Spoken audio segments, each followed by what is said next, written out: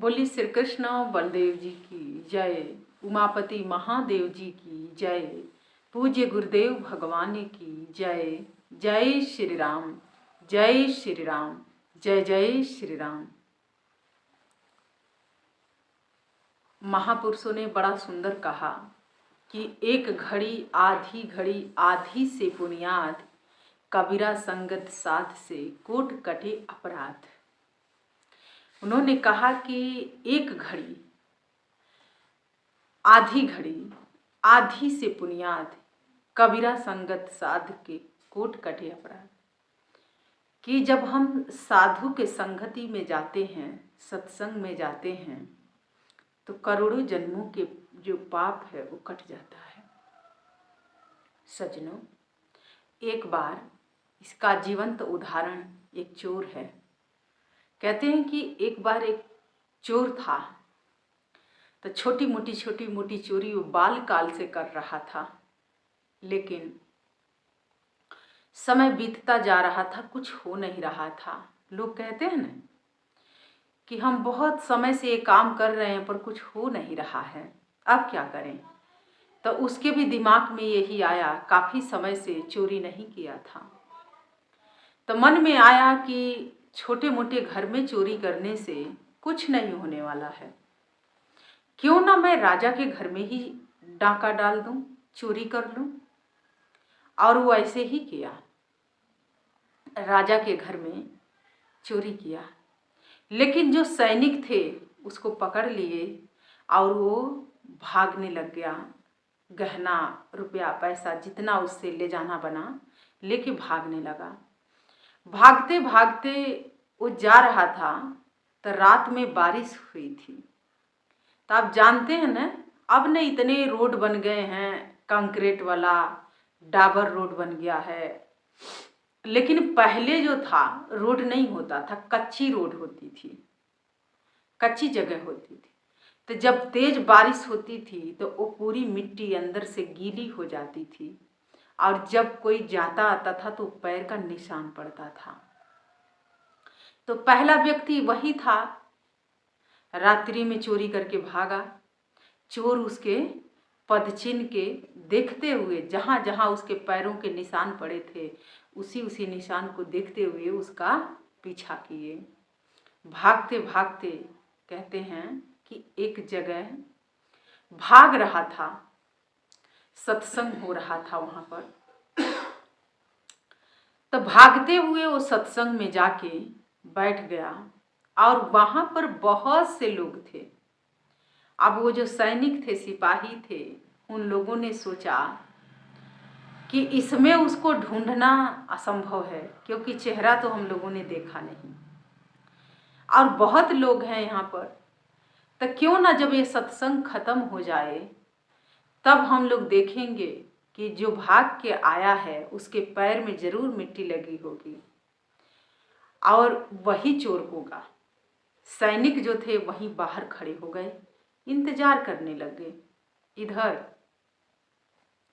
जो सत्संग, जो महात्मा जो सुना रहे थे मंच से, जो कथावाचक थे, जो कथा को श्रवण करवा रहे थे उस समय, तो कथा सुना दिए, पूर्ण हुई कथा। कथा को विश्राम दिया गया, प्रसाद मिला, आरती हुई, और वो चोर सबके साथ वो भी उठा जाने लगा। जब जा रहा था तो जो सैनिक थे सबको पैर देख रहे थे। तो सब लोग तो भाई कथा सत्संग में जाते हैं तो आपको पता है ना, बढ़िया से स्वच्छ वस्त्र पहनते हैं, नहा धो के जाते हैं कि कथा में जा रहे हैं, सत्संग में जा रहे हैं। अब उसमें वो पकड़ा गया, क्योंकि उसी के पैर में मिट्टी लगी थी। और वो लोग जो सैनिक सिपाही थे उसको पकड़ के लेके गए राजा के पास। मंत्रियों ने उसको पेश किया राज दरबार में। सज्जनों, तो जो राजा था उसने पूछा कि क्या तुमने चोरी किया है? तो उसने कहा कि नहीं महाराज, मैंने इस जन्म में कोई चोरी नहीं किया है, कसम खा के कह रहा हूं। सज्जनों, राजा ने मंत्री की तरफ देखा। मंत्री ने कहा कि नहीं महाराज, यही चोर है। राजा ने कहा कि ठीक है, तो फिर परीक्षा होगी। पहले परीक्षा का काल था, तो परीक्षा होती थी, आज भी परीक्षा होती है। तो वो जो राजा था उसने कहा कि सरिया गर्म कराओ और पीपल के 2 पत्ते तोड़ के ले आओ, इसके हाथ पे रख के कच्चा सूत से वो पीपल के पत्ते इसके हाथ पर बांध दो। सज्जनों, बांध दिया गया। राजा ने आदेश दिया, कहा कि ये जो सरिया जो लाल हो गया है इसी पीपल के पत्ते पे रख दो। अगर ये चोर होगा तो इसका हाथ जलेगा, और नहीं होगा तो हाथ क्या, ये रक्षा सूत भी नहीं जलेगा। सज्जनों, परीक्षा आरंभ हुई। बहुत से लोग हैं जो दूसरों को बड़ा सफाई देते हैं, अपने करते वही काम हैं। सज्जनों, हमें भी बहुत ऐसे लोग मिलते हैं, कहते हैं कि साध्वी जी आप उनके घर मत जाना, आप उनके साथ मत रहना, आप उनके साथ फोटो मत खिंचवाना। पूछने पर कहते हैं वो लोग कि ये नास्तिक हैं, ये ठीक नहीं है। तो वो तो नास्तिक है, फिर भी एक लेखा पर हैं, लेकिन तुम तो आस्तिक हो के भी 10 स्टेशन आगे पहुंचे हुए हो। तुम्हें सब कुछ पता है, लेकिन फिर भी तुम किसी को गलत सिखा रहे हो, गलत रास्ते पर चलना सिखा रहे हो, गलत बात करना सिखा रहे हो, अपने ही घर में ना जाने कितना षड्यंत्र बना रहे हो और दूसरों को सिखाते हो। तो सज्जनों, आप देखिए, कोई कहीं अगर गया है कथा सत्संग करने, तो वो ये थोड़ी ना देखेगा कि कौन आस्तिक है और कौन नास्तिक है, उसके लिए तो सब एक जैसे हैं। पर जो लोग ये बात करते हैं वो लोग गलत हैं, क्योंकि आपसे अच्छा वो नास्तिक है। कम से कम वो आडंबर में तो नहीं है, पाखंड में तो नहीं उलझा है। आप तो आडंबर में उलझे हुए हैं, पाखंड में उलझे हैं और दूसरों को भी उलझा के रखे हैं और बनते हैं आस्तिक। सज्जनों, जब हमसे भी लोग ये बात कहे कि इनके साथ फोटो मत खिंचवाइएगा, इनके घर मत जाइएगा, इनके साथ मत खड़े होइए क्योंकि ये नास्तिक हैं, तो हमें बड़ा बुरा लगा।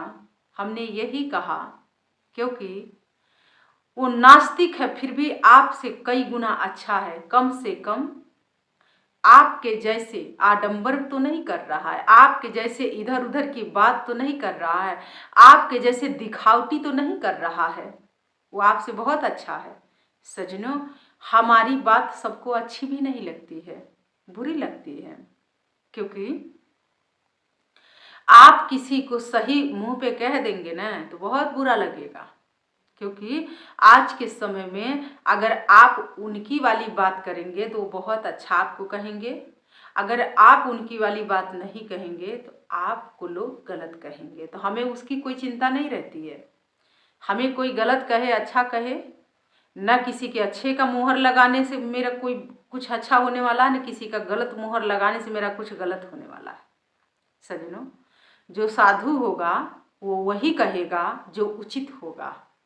तो सज्जनों, वो जो चोर था, राजा ने कहा कि परीक्षा होगी, क्योंकि पीपल के पत्ते तोड़ के लाए गए और उसके हाथ पर पीपल के पत्ते रख के बांध दिए गए और सरिया को गर्म करवाया गया और वो सरिया एकदम लाल हो गया था और 2 सरिया था उसके हाथों पर रखा गया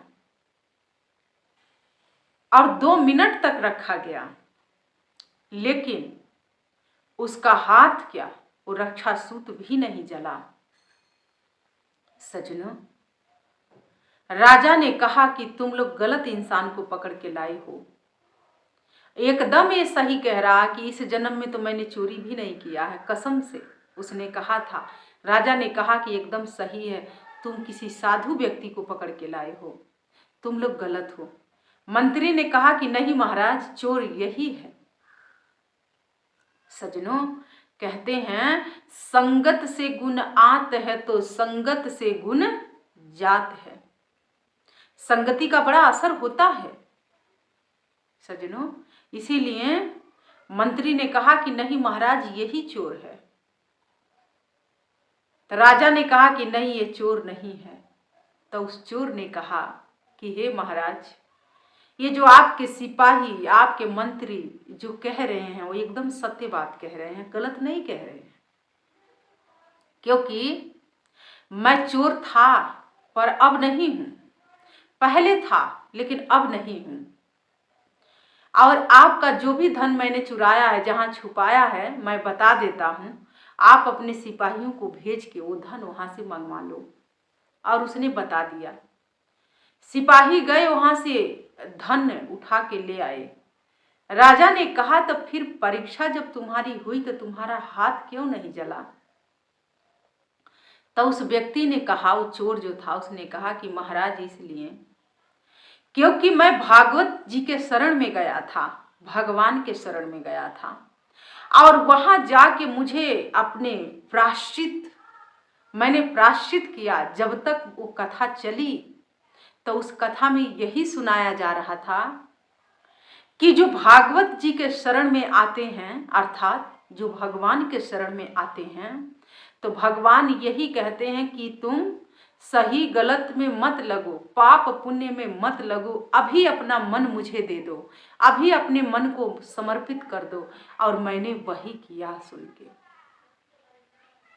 मैंने वही किया। मैं पहले चोर था, लेकिन जब तक मैं उस भागवत में उस सत्संग में नहीं गया था तब मैं चोर था। लेकिन जिस दिन मैं जाके बैठा उस दिन के बाद उस क्षण से मैं चोर नहीं हूं। और इसीलिए मैंने कहा कि मैं कसम खा के कह रहा हूं कि मैं कोई चोर नहीं हूं। मैं इस जन्म में चोरी नहीं किया है, क्योंकि भागवत में जाके मेरा ये दूसरा जन्म हुआ। मैंने प्रायश्चित किया, अपने गुनाहों को रियलाइज किया, पश्चाताप किया, और मेरा वो भगवान के चरणों में मैंने अपने मन को समर्पित कर दिया। अब मैं चोर नहीं हूं, मैं एक साधु हूं। सज्जनों, कहने और सुनाने में ये बात बहुत छोटी है। एक घड़ी आधी से पुनियाद, कबीरा संगत साध से कूट कटे अपराध। लोग कहते हैं ना कि कथा में जाके क्या मिलेगा, सत्संग में जाके क्या मिलेगा, सत्संग सुनने से क्या मिलेगा, कथा सुनने से क्या मिलेगा। सज्जनों, लोगों को तो टेस्ट बदल चुके हैं।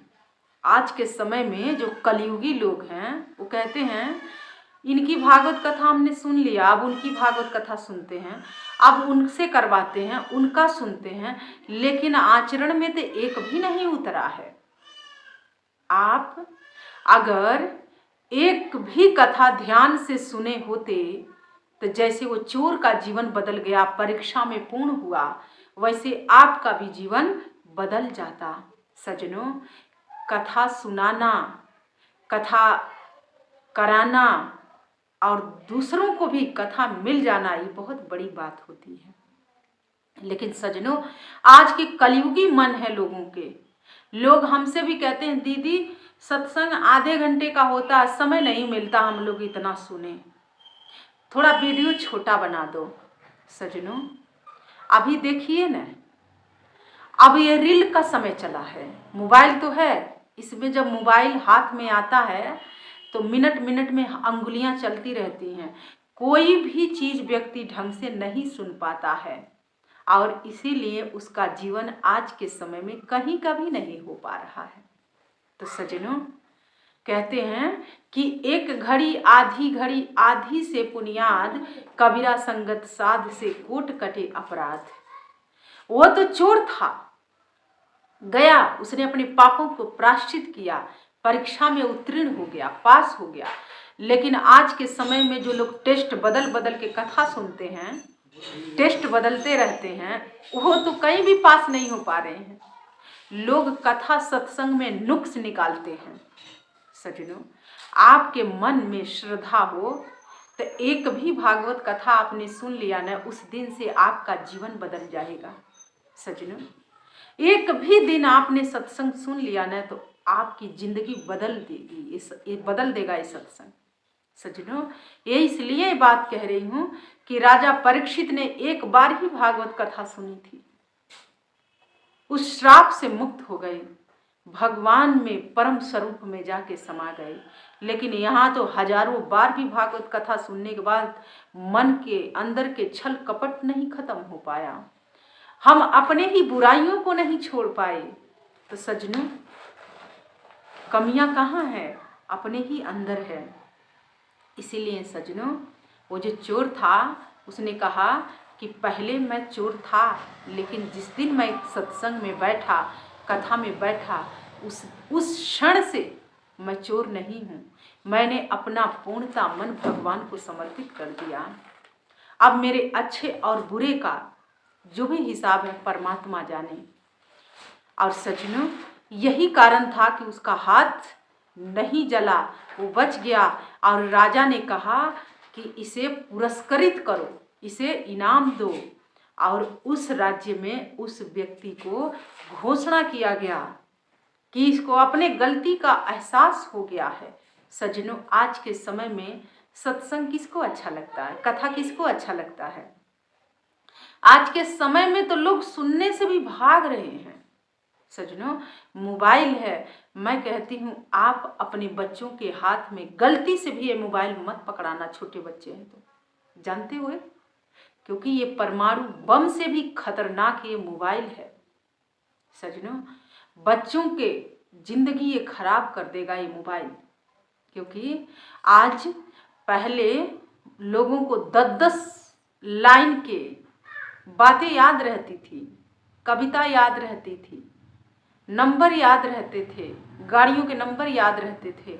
लेकिन जब से ये मोबाइल चला है ना, कोई आपसे कुछ पूछता है ना, तो आप कहते हैं अच्छा रुको मैं मोबाइल खोलूं, अभी बताता हूँ।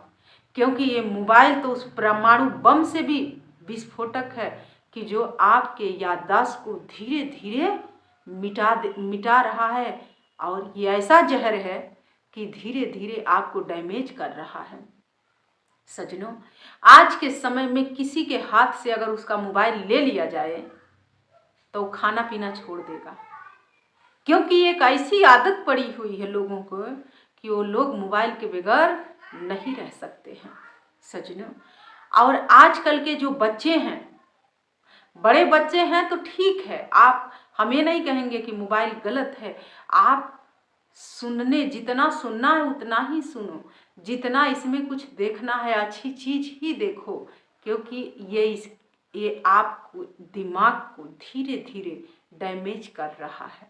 आपके याददाश्त को, आपकी स्मृतियां थी उसको ये मिटा रहा है। आपको भूलने की बीमारी आ रही है। सज्जनों, कान उम्र से पहले ही लोग बहरे हो जा रहे हैं। आंखों पर इतनी मोटी मोटी कांच के चश्मे लग गए हैं। सज्जनों, आपको बताऊं, अभी 10 साल की उम्र है, 5 साल की उम्र है, 8 साल की उम्र है बच्चों की, लेकिन इतने मोटे कांच के लेयर के चश्मे लगे। हमारी तो आंखों पर आज तक चश्मा नहीं लगा है। क्योंकि हम लोग इसके रोगी नहीं हैं, हम मोबाइल के रोगी नहीं हैं, मुझे इसकी आदि नहीं है। सज्जनों, इसीलिए ये आपको हर तरीके से डैमेज कर रहा है। बच्चों का भविष्य खराब हो रहा है, खतरा में पड़ रहा है। इसलिए आप इसको उतना ही उपयोग में लाइए जितना उपयोग आप कर सकते हैं। तो सज्जनों, पहले के लोग कहाँ जाते थे? अपने बच्चों के साथ कथा सत्संग में जाते थे। छुट्टियां होती थी बच्चों को तो बच्चों को सत्संग में लेके जाया जाता था। इतवार का दिन होता था, संडे के, हम अपने माता पिता की बात कर लें, हमारे माता पिता सत्संग में लेके जाते थे, हम लोगों को कथा सुनाते थे, सत्संग सुनाते थे। तो सज्जनों, आज भी याददाश्त बरकरार है, आज भी आंखें बरकरार है, कान आज भी बरकरार है। सज्जनों, इसीलिए आप क्या सुनते हैं, आप क्या देखते हैं, आपके दिमाग पर इसका बहुत गहरा असर पड़ता है। और सज्जनों, आज के जो जनरेशन है, आप वर्तमान समय की बात करें तो आज 2-2 महीने के बच्चे, 1-1 महीने के बच्चे हैं, 6-6 महीने के बच्चे हैं, वो भी मोबाइल के आदी हो चुके हैं। आज तो बच्चों को मोबाइल ना दिया जाए तो भोजन ही नहीं करेंगे। सज्जनों, पहले के बच्चे खाने के लिए लड़ते थे कि मुझे और चाहिए। आज के बच्चे तो खा ही नहीं रहे हैं, उनको कार्टून दिखा दिखा को भोजन करवाना पड़ता है। तो आपने उनके साथ कितना गलत किया है। पहले के जो लोग थे, दादा दादियां, उन्हें किस्सा कहानियां सुनाया करते थे। और आज क्या है, कार्टून लगा के लोग मोबाइल में बच्चे को दे देते हैं। बच्चा रो रहा है तो ले देखते रहो। अब वो बच्चा डैमेज नहीं होगा तो फिर क्या होगा। इसीलिए सज्जनों, ये बच्चों के लिए तो ये परमाणु बम से भी खतरनाक है। ये बम, ये मोबाइल, आप उनसे दूर ही रखेंगे तो अच्छा होगा, बेहतरीन होगा, उनका जीवन अच्छा होगा। सज्जनों, हम कोई मोबाइल के दुश्मन नहीं हैं। जो बातें हो सके, कितने लोगों को मेरी बात अच्छी नहीं लगेगी, कहेंगे लोग ये कौन से समय में जी रही हैं। सज्जनों, हमारे पास भी बड़ा मोबाइल है, लेकिन हम इसको उतना ही उपयोग करते हैं जितनी हमारी आवश्यकता है। सज्जनों, ये हाथ की एनर्जी को भी खा लेता है। जब तक आप इसको हाथ में पकड़े रहेंगे, आपके हाथ की ऊर्जा को भी ये नष्ट करता है। सज्जनों, उतना ही बात करिए जितना आपको जरूरत है। तो सज्जनों, सत्संग में जाके ये मिलता है, सत्संग सुनने से ये मिलता है। तो इसीलिए कहा जाता है कि बिनु सत्संग विवेक न होई, राम कृपा बिनु सुलभ न सोई। वो तो बदल गया, सत्संग में जाके विवेक के जागृत हुआ, विवेक उत्पन्न हुआ, जाग गया, अपने उस भगवान के शरण में, भागवत जी के शरण में जाके पश्चाताप किया। उसके आंखों से अश्रु बिंदु निकले और भगवान ने उसको उस परीक्षा में पास करा दिया, लेकिन उसका जीवन बदल गया। लेकिन सज्जनों, हम लोगों का जीवन कब बदलेगा? हम भी अपने आप को रखते हैं, आप लोगों को कहीं बुरा ना लगे। तो सज्जनों, सत्संग सुनने का मतलब ये नहीं है कि आप सुने और सुन के निकाल दिए। एक एक चीज़ों पर अमल करना होता है, और जो घर परिवार के लिए जो बातें अच्छी फिट बैठती हूँ उसे अपने जीवन में बिठाना भी चाहिए। तो सज्जनों, इसीलिए एक घड़ी आधी घड़ी, आधी से पुनियाद, कबीरा संगत साध से कोट कटे अपराध। जब आप भागवत जी की कथा सुनते हैं, भागवत पढ़ते हैं या किसी को सुनाते हैं तो आप स्वच्छ हो जाते हैं, आपके मन में पाप जन्म नहीं ले सकता है। सज्जनों, इसीलिए संतों के साथ रहने से, संतों के शरण में जाने से, और हम आज ये बात दावे के साथ कहेंगे, आप 6 महीना कंटिन्यू सत्संग सुन के देखिए, आपके जीवन में, आपके घर परिवार में कितना बदलाव आ जाएगा। लेकिन वो नियम से नहीं सुनना है। लोग आज रील चल रहा है मोबाइल में, ऊपर नीचे अंगुलियां करते हैं, कुछ भी ढंग से नहीं सुनना है। अभी उनसे पूछा जाए कि आप सुबह मोबाइल खोले थे तो क्या देखे थे, वो भी याद नहीं होगा उनको। सज्जनों, इसीलिए आप अपने पीढ़ी को बचा लो, क्योंकि बिन सत्संग विवेक न होई, कि सत्संग से ही विवेक का उदय होता है, विवेक होता है, व्यक्ति को सही और गलत समझ आता है। सज्जनों, हिंसा नहीं, अहिंसा के मार्ग पर व्यक्ति निकल जाता है। वो चोर हिंसा का मार्ग छोड़ा, अहिंसा का मार्ग पर चला। सज्जनों, यही कुछ भाव थे जो मैं आपके समक्ष लेके आई थी। और आइए भगवान के सिर चरणों में जय घोष अर्पित करते हैं। तो बोलिए वृंदावन बिहारी लाल की जय, श्री राधे रानी सरकार की जय, उमापति महादेव जी की जय, पूज्य गुरुदेव भगवान की जय। जय श्री राम, जय श्री राम, जय जय श्री राम। धन्यवाद।